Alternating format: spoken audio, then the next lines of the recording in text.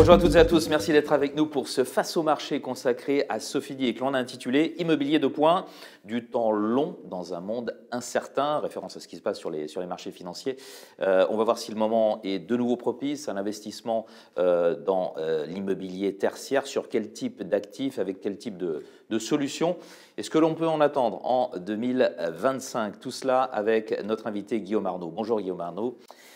Bonjour, vous êtes président du groupe Sofidy et vous allez être interrogé par nos deux experts. C'est le principe de cette émission. Prisca Laroche-Bouguet, bonjour. Bonjour. Vous êtes associé chez Maubourg Patrimoine et bonjour William Léon. Bonjour. Associé fondateur de WM Capital. Voilà pour le programme et voilà pour le casting face au marché. C'est parti.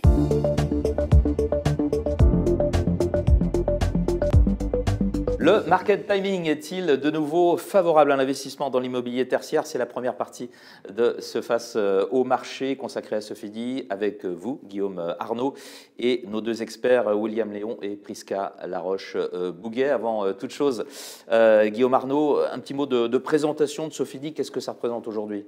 Bonjour, donc Sofidy, c'est une société de gestion immobilière principalement connue pour la gestion de SCPI. On gère pour un peu plus de 8 milliards d'euros de patrimoine et notamment Immorente, qui est la plus grosse SCPI du marché, qui représente un peu plus de 4 milliards d'euros. Bien, voilà qui est dit. Prisca Laroche-Bouguet vous pose sa première question. Oui, ma première question est relative au marché des bureaux, qui est le sujet qui inquiète le plus nos clients actuellement. Donc, ce que je voudrais savoir, c'est si le taux de vacances dans les bureaux continue à augmenter et où on en est sur ce marché-là particulièrement. D'accord, alors effectivement, le marché du bureau, c'est un marché important puisque c'est, je pense, aujourd'hui un des gros éléments de la crise que l'on connaît aujourd'hui. Cette crise, elle a été double. Il y a eu une partie taux, j'y reviendrai certainement, et puis une partie bureau. Et pourquoi la partie bureau? C'est vraiment le télétravail qui a été un choc pendant cette crise Covid. Tout le monde s'est aperçu qu'on pouvait faire tourner une entreprise à distance, en tout cas en partie.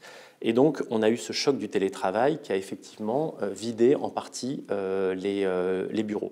Alors, ça a pris du temps et ça continue encore aujourd'hui, puisque quand vous avez des baux, ils peuvent être à 3 ans, à 6 ans, et donc on voit encore aujourd'hui des mètres carrés de bureaux qui sont rendus.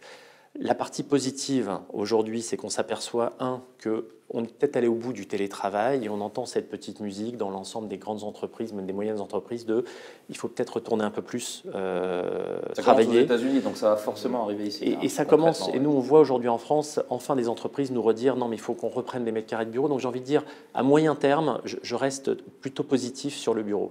En revanche, ça sera un bureau différent. C'est-à-dire qu'aller au bureau loin en voiture, aujourd'hui les gens ont envie de consommer un bureau plutôt plus proche de chez eux, proche des transports en commun, et donc il va y avoir un peu une transformation. Là où je suis relativement positif, c'est que qu'est-ce qui souffre vraiment aujourd'hui? Évidemment, c'est la construction de nouveaux bureaux. Mais le stock qu'il y a de bureaux va être petit à petit repris par la croissance normalement et va être certainement, il va falloir même à la défense, les réformer. Ça construit pas mal. Hein. Oui, alors en fait, la défense, parce qu'évidemment c'est le cycle assez long, donc la défense continue à construire, mais je pense que la défense sera un des premiers marchés de bureaux à repartir. Je suis beaucoup plus inquiet pour des zones comme le nord de Paris, par exemple. La Défense, ça reste à une station de RER de Charles de Gaulle-Étoile. À Charles de Gaulle-Étoile, on en parlait, vous avez des mètres carrés de bureaux qui se louent à plus de 1 000 € du mètre carré. Donc, vous n'allez pas avoir pendant si longtemps que ça des endroits comme la Défense, proches de Paris, très bien desservis par les transports en commun, qui vont continuer à souffrir. Et puis le dernier point, c'est que le bureau, je me permets, à la Défense, en fait, dès que vous avez la possibilité de recevoir du public, vous avez beaucoup d'écoles aujourd'hui qui viennent s'installer à la Défense. Donc vous avez une mixité aujourd'hui entre les bureaux et les écoles, parce qu'elles ont bien compris que la Défense, c'était bien desservi. Pour en revenir à la question de Prisca, sur le taux de vacances, là, ça se stabilise, vous diriez? Oui, ça se stabilise, mais à des niveaux quand même encore élevés. Je n'ai pas le chiffre exact, en tout cas, mais j'ai envie de dire qu'il faut regarder ça en dynamique. Le taux de vacances à Paris est extrêmement faible. Le taux de vacances, effectivement, est à 2 chiffres encore à la Défense. Mais si on est un peu prospectif, moi, je pense que la Défense sera un des premiers marchés à repartir de bureaux. William, votre question? Oui, pour faire un peu le pont avec ce que disait Prisca, on a vu de nombreux acteurs, justement, au SCPI, qui ont baissé leur valorisation.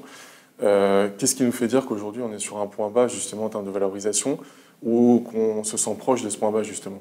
Et que donc le market timing pour l'investisseur est favorable. Alors, j'ai envie de dire, c'est un peu comme les marchés actions. Si je savais que c'était le point bas, non, en fait, c'est très difficile. On a effectivement d'acheter bas et de vendre haut. Oui. C'est ça. Ouais. Non, mais on a un faisceau de présomption. Alors, il y a deux choses. On a parlé de la partie bureau, qui est une des parties de la crise dans laquelle on est, mais il y avait aussi une autre partie qu'on oublie, c'est la partie taux. Et en fait, les deux conjugués ont fait l'environnement dans lequel on est. Alors, je vais revenir peut-être 2 secondes sur la partie taux pour vous expliquer pourquoi je suis plutôt confiant. En fait, on a vécu une période incroyable ces 2 dernières années. Pendant 18 mois, la courbe des taux a été inversée. Ça veut dire quoi? C'est-à-dire que les taux courts étaient plus hauts que les taux longs.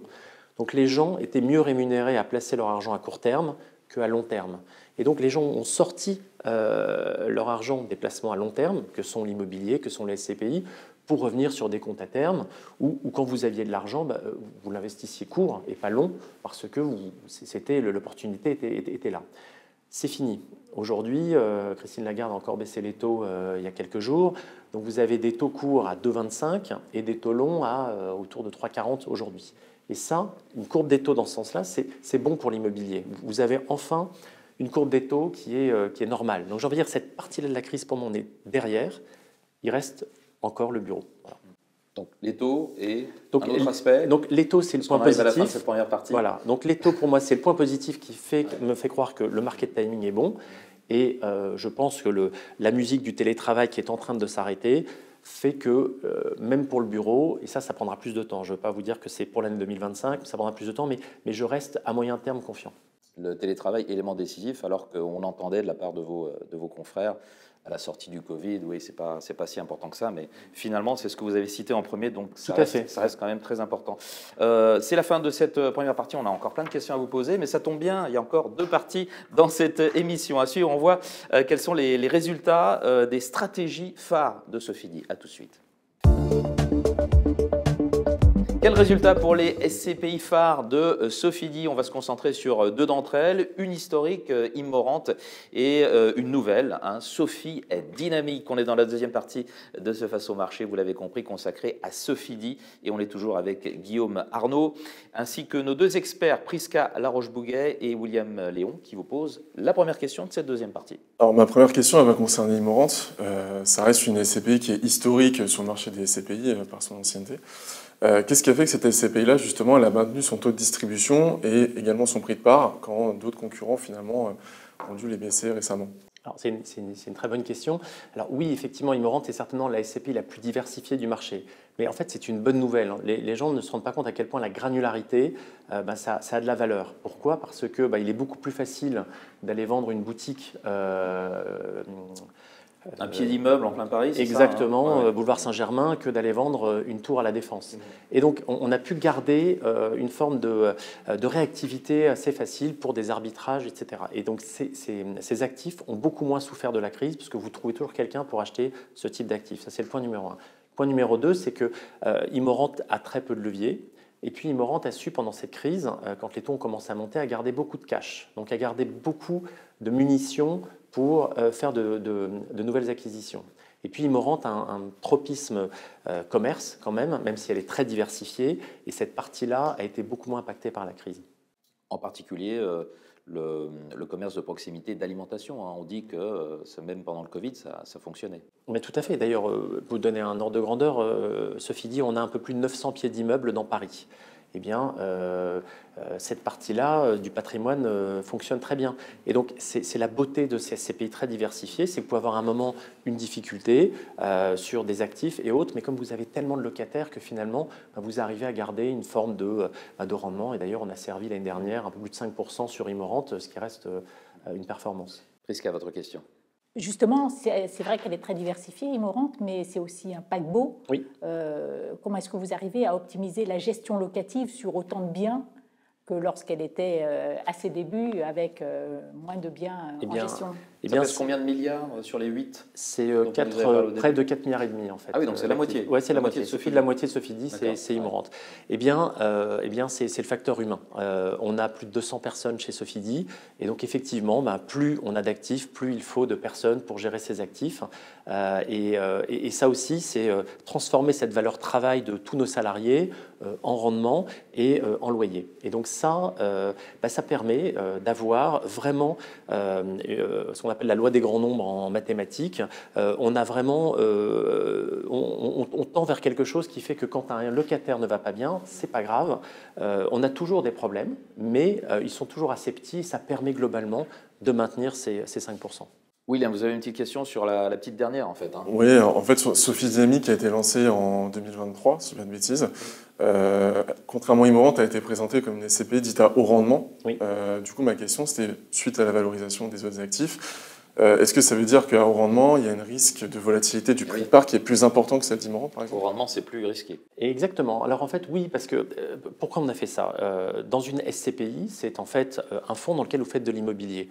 Et on s'est aperçu que selon les sociétés de gestion, selon les profils, il y avait des gens qui faisaient de l'immobilier plutôt père de famille ou de l'immobilier un peu plus risqué. Et donc chez Sofidy, on est, et on le revendique, une société de gestion qui cherche à avoir une gestion de père de famille de long terme.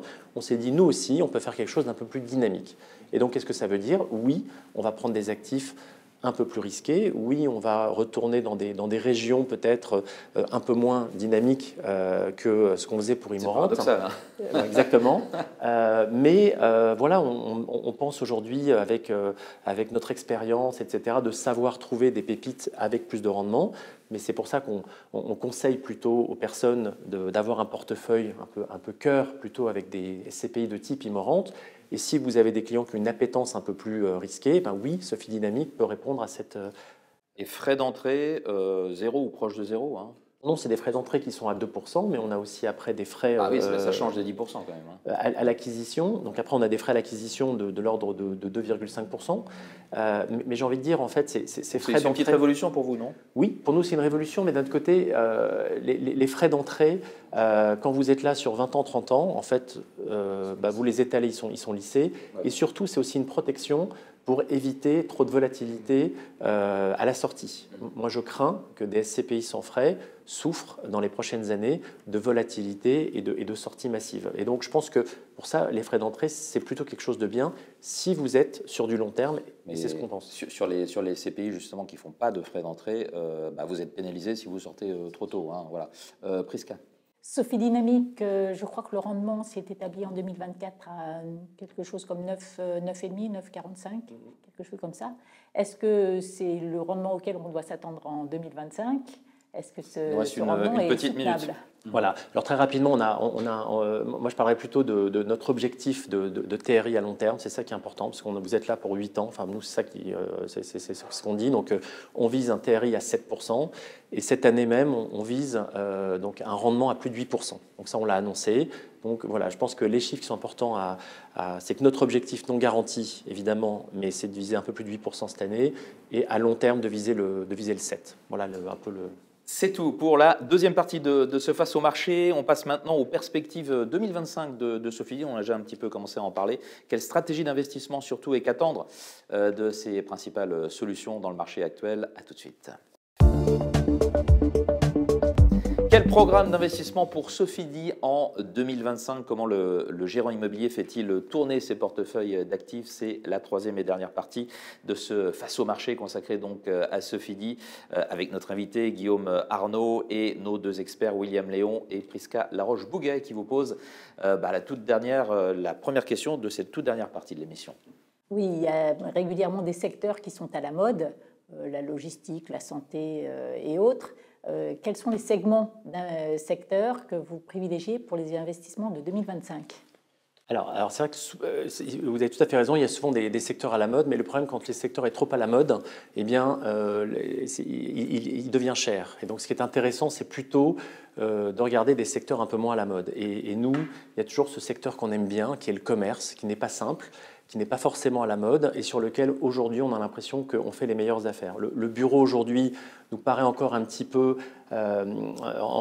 difficile à appréhender. On attend d'y voir un peu plus clair pour être très franc, mais on continue plutôt sur le commerce. Et ce qu'on aime bien en ce moment, c'est les gros actifs, parce que comme je vous l'ai dit, c'est là où il y avait les plus gros problèmes de liquidité, et donc c'est là où il y a les meilleures affaires à faire. Et la chance qu'on a chez Sofidy, c'est d'avoir gardé donc ce cash qu'on a pu déployer. Pour vous donner un chiffre, en 2024, on a déployé près de 600 millions d'euros à plus de 8% de rendement. Donc on en profite. On continue en 2025 à déployer ce cash, voire même on risque de mettre un peu plus de dettes dans Immorente et Efimo parce qu'on a la place, puisqu'on n'en a pas mis au moment où, précédemment. Et donc 2025 dynamique et plutôt toujours un tropisme commerce. Les gros actifs, dans quel segment de marché, sur quel segment de marché?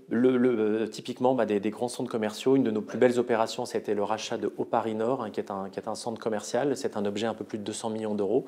Et donc, typiquement, c'est ce type d'actifs qu'on va regarder. William Léon.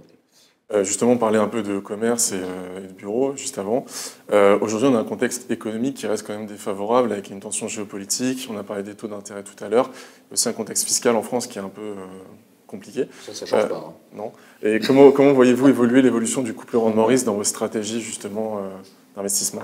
Alors, c'est très difficile de gérer à 15 jours, 3 semaines une société qui achète de l'immobilier. Donc, on a des produits, on a Sofidy Europe Invest qui investit hors de France. Donc, normalement, vous êtes immunisé des problèmes fiscaux en France, jusqu'à ce qu'on arrive à trouver des moyens de fiscaliser aussi ce type de SCPI. Voilà, donc ça, c'est une première partie de la réponse. Vous avez raison, s'il y a une très forte récession qui tombe sur le pays et qu'il y a du chômage, ça ne sera pas bon pour le bureau. En revanche, moi, ce que j'aime dans le commerce, vous voyez, c'est que Paris, ça reste Paris. Et je prends toujours cet exemple un peu, tant qu'on ne bouge pas la Tour Eiffel, a priori, ce n'est pas le cas. Il y aura des touristes à Paris, il y aura des gens qui viendront dans les cafés, dans les restaurants, qui viendront et quand vous voyez des rayons de soleil. C'est pas que le tourisme qui fait la consommation, c'est important. Oui, bien sûr. Et les Parisiens adorent être en terrasse. Regardez toutes ces terrasses qui ont fleuri. Donc voilà, que le temps soit favorable. Bon. Oui, mais donc moi je reste peut-être trop optimiste, mais je reste optimiste sur ces petites classes d'actifs moins connues qui demandent un vrai savoir-faire, et donc moi je reste optimiste. Prisca. Donc dans un portefeuille de SCPI, comme on a l'habitude de les proposer dans nos cabinets, on continue à mixer des SCPI commerce, diversifiés. Est-ce qu'on continue à mettre des SCPI bureaux, des SCPI anciennes, des SCPI récentes? Comment constituer un beau portefeuille? Oui, mais c'est une très bonne question. Moi, j'essaierai d'avoir effectivement un fonds de portefeuille de type un peu Immorente, comme ça vous avez une SCPI diversifiée. Après, c'est selon l'appétence au risque de vos clients. Pourquoi pas un peu de Sophie dynamique pour ceux qui veulent absolument un peu plus de rendement. Si vous avez des gens qui ont une appétence sur le commerce de proximité en France, à Paris, typiquement, on en a une qui s'appelle Sophie Boutique et qui ne fait que ça. Nous, on est moins porté sur la santé, mais vous avez des bonnes SCPI de santé. Mais faites-vous plutôt un portefeuille, j'ai envie de dire, avec un noyau de SCPI diversifié. Et puis après, autour, selon l'appétit de vos clients. Voilà. Moi, je pense qu'aujourd'hui, le bureau entre nous, ça reste un peu compliqué à expliquer à vos clients. Je pense qu'il faut attendre encore un petit peu, je me permets de le dire. Et derrière, certains ont été échaudés, j'imagine. Oui. Pas seulement chez vous, mais voilà, chez tous vos frères. Oui. Et donc, comme d'habitude, comme dans toute bonne allocation de patrimoine, moi je pense qu'il faut un peu d'immobilier dans son allocation de patrimoine. Et à l'intérieur de sa poche immobilier, il faut diversifier. Vous avez raison, jeune, ancienne, et diversifier. Et puis, si vous avez des thèmes à la mode, pourquoi pas la logistique. C'est vrai qu'en ce moment, ça reste une bonne thématique. William, votre question.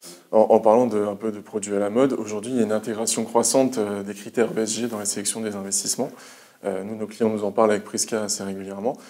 Pour vous, en tant que justement gérant de SCPI, est-ce que c'est plus une opportunité justement d'investissement d'intégrer ces critères-là, ou c'est plus une contrainte sur le rendement à l'arrivée pour les véhicules? C'est une bonne question. Je pense que c'est un peu les deux. C'est-à-dire que vous ne pouvez pas, enfin je veux dire, on est à la fois contraint, et ça nous va bien, d'améliorer la performance énergétique de nos bâtiments. Pourquoi? Tout simplement parce que ça se loue plus cher, un bâtiment qui a une meilleure performance énergétique qui ne le sont pas. Donc la plupart de nos nouvelles SCPI sont labellisées. En revanche, ce qui est très difficile, c'est de labelliser les anciennes, parce que ça demande un travail de récupérer l'ensemble des consommations de tous les locataires qui est compliqué. Mais donc c'est pas parce que vous n'avez pas forcément un label sur une des anciennes SCPI que ce travail de SG n'est pas fait, et il est fait en même temps. Donc, si vous voulez, pour nous, c'est à la fois, beaucoup de gens reprochent le fait que ça augmente les capex. Oui, bien sûr, ça augmente les travaux que vous devez faire, mais vous devez les faire naturellement, et ça fait partie des BP quand vous achetez un bien, eh bien, vous avez un programme pour améliorer la performance énergétique. Donc j'ai envie de dire, c'est pas que c'est pas un mal, c'est un bien nécessaire, on le fait. Et je pense que c'est positif parce qu'on a un impact, nous, société de gestion, très importante pour améliorer la performance énergétique des bâtiments. Eh bien, ce sera le mot de la fin. Merci beaucoup, Guillaume Arnaud, d'avoir été notre invité dans ce Face au marché, président du groupe Sofidy. On remercie aussi nos deux experts pour leur participation, William Léon, WM Capital, et Prisca Laroche-Bouguet de Maubourg Patrimoine. Merci à toutes et à tous de nous avoir suivis. À très bientôt pour une nouvelle émission.